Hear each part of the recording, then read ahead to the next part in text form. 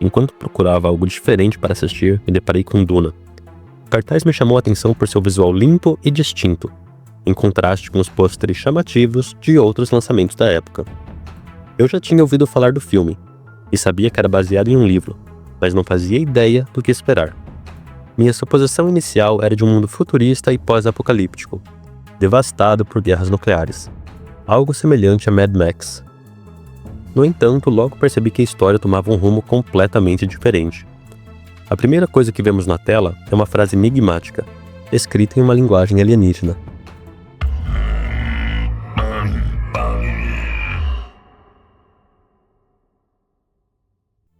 Logo em seguida, a trilha sonora imersiva se funde à narração de Shani, que nos apresenta o planeta Arrax e seu recurso mais precioso, a especiaria, também chamada de melange. Esse pó alaranjado encontrado apenas em Arrax é o bem mais valioso do universo. Ele prolonga a vida, concede dons de presciência e é essencial para os navegadores da guilda, que o utilizam para atravessar o espaço encontrando um caminho seguro entre as estrelas. O controle da especiaria define o equilíbrio de poder do Império. Seu comércio é controlado pela Casa Harkonnen, liderada pelo cruel Barão Vladimir Harkonnen, que enriquece explorando Arrax e seu povo. No momento em que a história se inicia, a estabilidade desse domínio é abalada quando o Imperador Padishah ordena que a Casa Harkonnen entregue Arrax à Casa Atreides, inimigos de longa data. Why did the Emperor choose this path? And who will our next oppressors be? Para muitos, isso poderia parecer um presente, mas o Duque Leto Atreides sabe que há algo errado. Uma oferta generosa vinda do Imperador dificilmente seria sem segundas intenções. Ainda assim, como um líder leal ao Império, ele não pode recusar a ordem. Seu filho, Paul Atreides, é treinado desde cedo para a liderança. Ele recebe ensinamentos de Gurney Halleck, mestre de armas, Thufir Hawat, mentat e estrategista, Duncan Idaho, espadachim de elite, e da sua própria mãe, Lady Jessica. Jessica, além de concubina do Duque, é uma Bene Gesserit, membro de uma ordem matriarcal secreta que manipula a política imperial há milênios.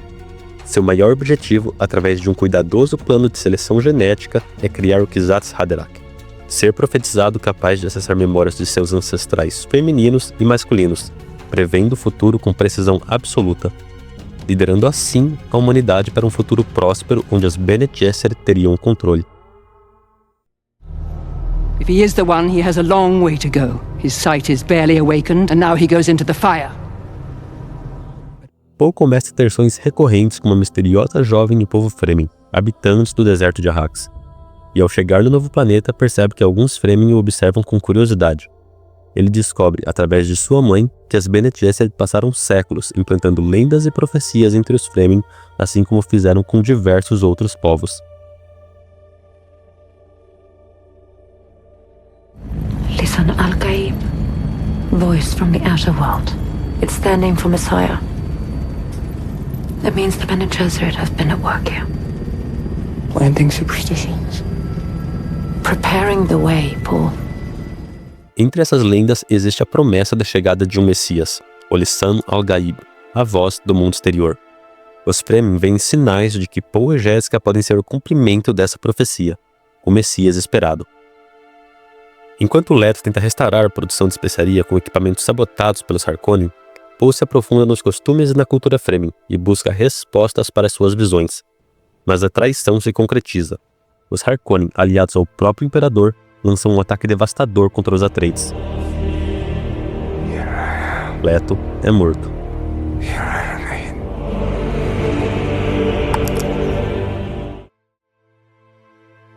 Paul e Jessica fogem para o deserto, forçados a encontrar abrigo entre os Fremen. Os Fremen são um povo forjado pela diversidade. Seu modo de vida gira em torno da escassez da água, a ponto de considerarem suas próprias lágrimas um sacrifício precioso. Vestindo os trajes estiladores, roupas que reciclam a umidade do próprio corpo, seguem uma cultura marcada pela resistência e pela luta contra a opressão Harkonnen. At nightfall, the spice harvesters land. The outsiders race against time to avoid the heat of the day.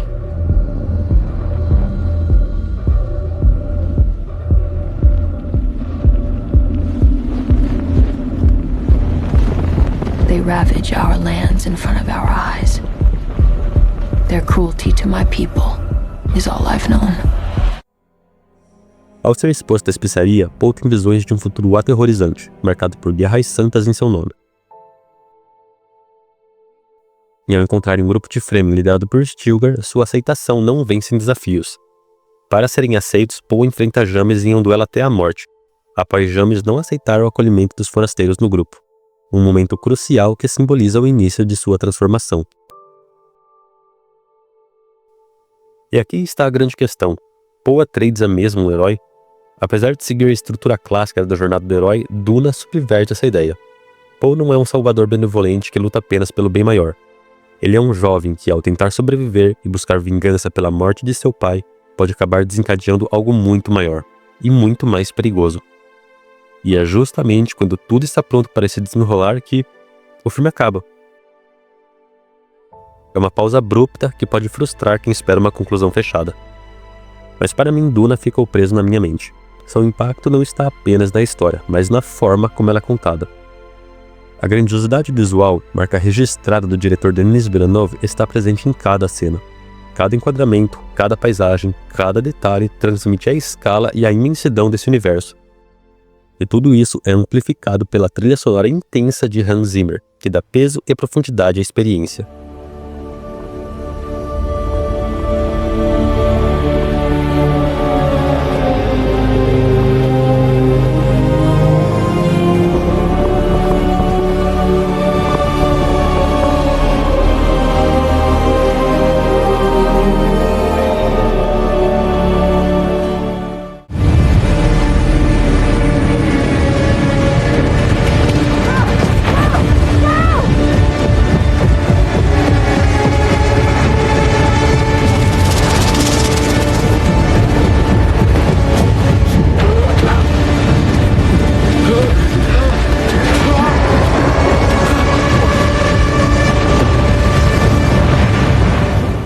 Villeneuve não fez um blockbuster convencional.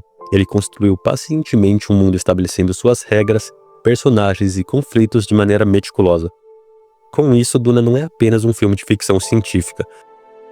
É uma obra que explora política, religião, destino e poder de uma forma que raramente vemos no cinema.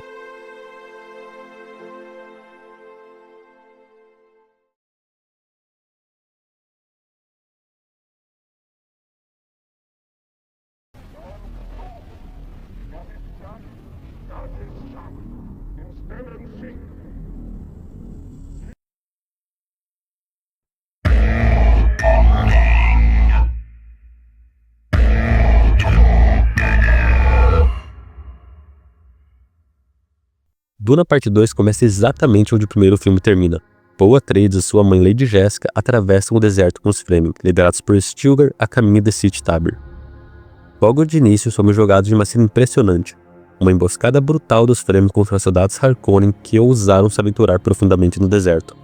É um lembrete do quanto os Fremen conhecem e dominam esse território.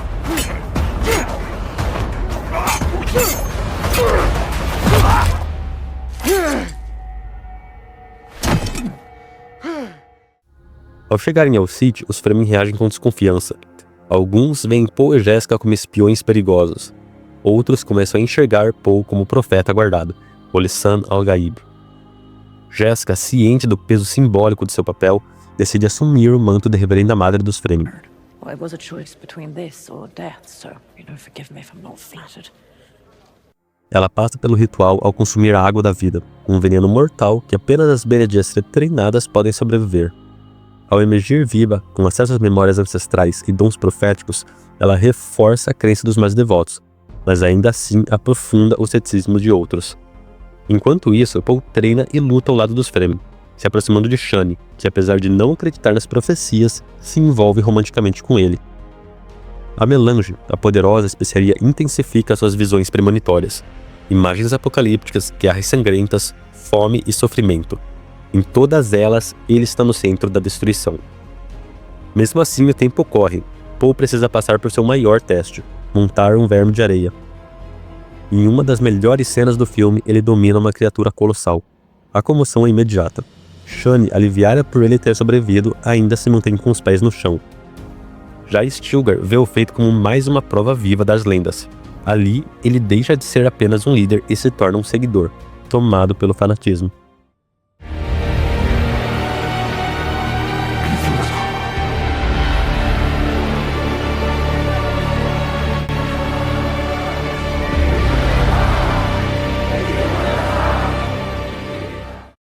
A narrativa então nos leva à Guia de Primo, planeta lar da Casa Harkonnen.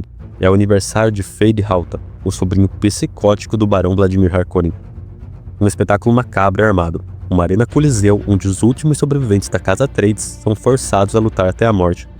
As Bene Gesserit observam de perto, analisando se Feyd é um candidato viável para seus planos secretos. Mas será que ele pode ser controlado? A cena filmada com lentes infravermelhas e tons monocromáticos cria uma atmosfera opressiva. O público vibra em êxtase enquanto Feyd massacra seus inimigos. Mesmo quando o último deles não é dopado como os outros, Feyd ainda assim vence com sua crueldade. He's impressive indeed.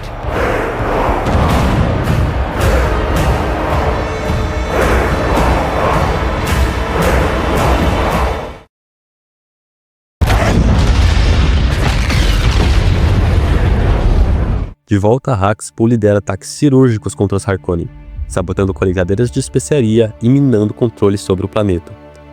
O barão, percebendo a ineficácia de Rabban, seu sobrinho e atual responsável pelo planeta, envia Feyd para restaurar a produção, com violência e brutalidade. Um ataque devastador ao Sede Staber força Poe a tomar uma decisão extrema, consumir a água da vida, assim como sua mãe. Ele sobrevive e com isso desperta por completo sua presciência. Agora ele vê claramente o caminho de sacrifício e dor que terá que trilhar para alcançar vingança e sobrevivência. Na reunião dos líderes das tribos Fremen, Poe se afirma como Lisan al-Gaib.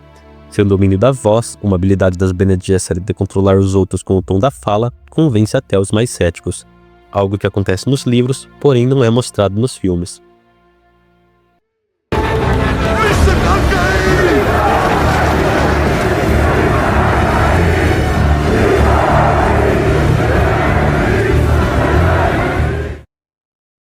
Após uma mensagem de Poe, o Imperador chega a Arrakis, acompanhado de seus temidos soldados Sardaukar, mas já é tarde demais. Como previsto por Poe, os Fremen lançam um ataque coordenado, montando vermes de areia e surpreendendo as tropas imperiais. Mesmo os Sardaukar, considerados a elite militar do Império, são massacrados. Poe consegue invadir a Sala do Trono, confronta e mata o Barão Harkonnen com frieza. Em seguida desafia Feyd Rautha, que luta em nome do Imperador, para um duelo mortal. A luta é intensa, brutal, e Poe vence por pouco. Diante da filha do Imperador Irulan, Poe propõe um casamento, selando assim sua ascensão ao trono como novo Imperador. A Casa Corrino, do qual o Imperador pertence, o reconhece, mas as outras grandes casas se recusam a aceitar sua autoridade. E assim inicia a grande Guerra Santa que Poe já havia visto em suas visões, uma jihad sangrenta que queimará o universo em nome de um profeta, que nunca quis ser Deus.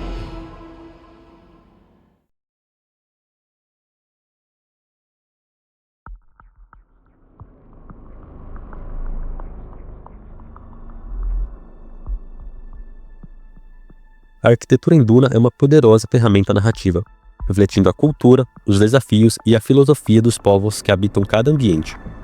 Em Arrakis, as construções são imponentes e funcionais, projetadas para resistir ao clima extremo do deserto. Feitas de pedra e aparentemente concreto, suas formas lembram os zigurats, enormes templos escalonados da antiga Mesopotâmia, construídos como locais sagrados de culto. Essas estruturas eram associadas ao contato com os deuses e simbolizavam o domínio sobre a terra e o céu. Em Duna, a escolha desse design reforça a ideia de poder e opressão, transmitindo visualmente o domínio dos Harkonnen sobre Arrakis e sua população. Além disso, a estrutura dos edifícios ajuda a desviar os ventos fortes do deserto e imitar as montanhas ao redor da cidade, criando um equilíbrio entre controle e adaptação ao ambiente hostil. O interior dessas construções lembra um bunker, com paredes espessas, poucas janelas e iluminação indireta. Esse estilo remete ao brutalismo, um movimento arquitetônico caracterizado pelo uso de concreto bruto, funcionalidade extrema e aparência austera. A escolha desse estilo em Arrakis reforça a escassez de recursos do planeta. contrastando com Caladan, onde há uma maior variedade de materiais e construções mais orgânicas. Enquanto o Caladan transmite fluidez e abundância, Arrakis reflete dureza e adaptação ao ambiente implacável do deserto. Sitch Tabra.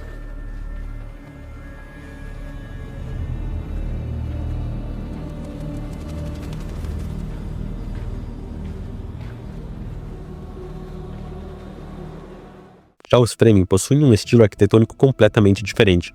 Suas vilas subterrâneas chamadas Siths são esculpidas diretamente na rocha, aproveitando o isolamento térmico natural para manter o interior fresco. Esse design remete às antigas tribos do deserto, especialmente os nabateus, um povo árabe que construiu cidades inteiras dentro de canyons, como a icônica Petra, na Jordânia. Petra é um centro comercial crucial, conhecido por seu sistema avançado de captação de água, algo essencial para sua sobrevivência no deserto, um paralelo direto à cultura Fremen, que desenvolveu diversas tecnologias para preservar cada gota de umidade.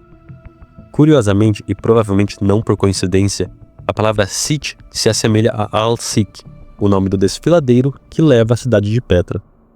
As lendas dizem que Petra foi criada por Moisés, que ao bater seu cajado na rocha fez brotar água para saciar seu povo, reforçando um forte simbolismo presente em Duna. Assim como Moisés libertou os israelitas, Paul Atreides é visto como o salvador que guiará os Fremen à libertação. A conexão entre Petra e Arrakis não é apenas estética, mas também espiritual e mitológica.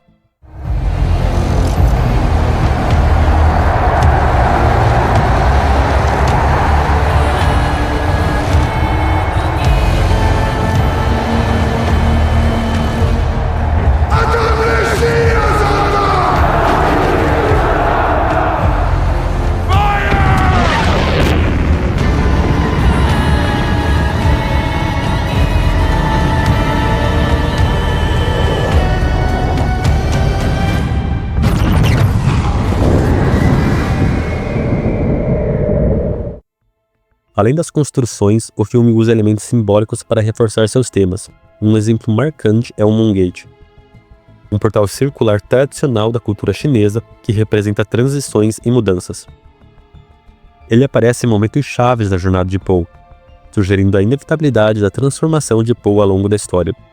Quando Poe é mostrado pela primeira vez, sugerindo sua separação da juventude, durante seus estudos sobre Arrakis, marcando sua introdução a um novo mundo, o encontro com a reverenda madre Bene Gesserit, significando um rito de passagem, e quando recebe um aviso em chinês do Dr. Yue, um prenúncio da traição que mudará o seu destino.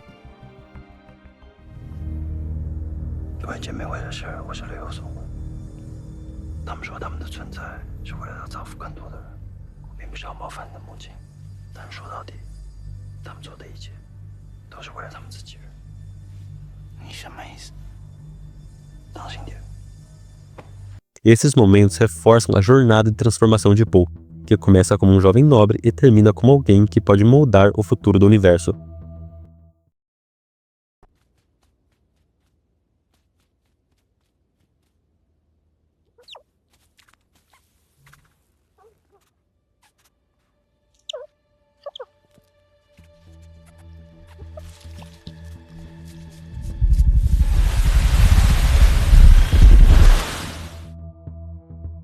O filme reforça a importância da adaptação e resiliência por meio da sua iconografia natural. O Camundongo Muad'Dib, ele é capaz de sobreviver às condições extremas de Arrakis, armazenando umidade e se camuflando na areia. O nome Muad'Dib é adotado por Poe como seu nome Fremen, simbolizando sua própria transformação em alguém que se adapta ao deserto e lidera seu povo. Assim como o Camundongo, Poe precisa aprender a se mover de forma sutil e estratégica, tornando-se parte do ambiente em vez de lutar contra ele. You shall be known among us as Usul. Usul. And now, a Fedaykin is a fighter and needs a war name. You must choose.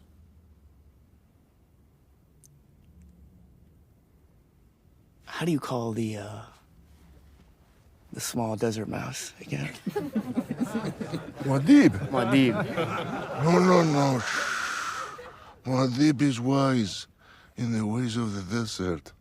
Muad'Dib creates his own water. The constellation that points to the North Star we call Muad'Dib. The one who points the way. That is a powerful name. O ciclo de transformação de Poe está profundamente ligado à paisagem e à cultura de Arrakis, desde as construções monumentais que refletem opressão até os pequenos detalhes da vida selvagem. Tudo em Duna reforça o tema central de adaptação e de destino.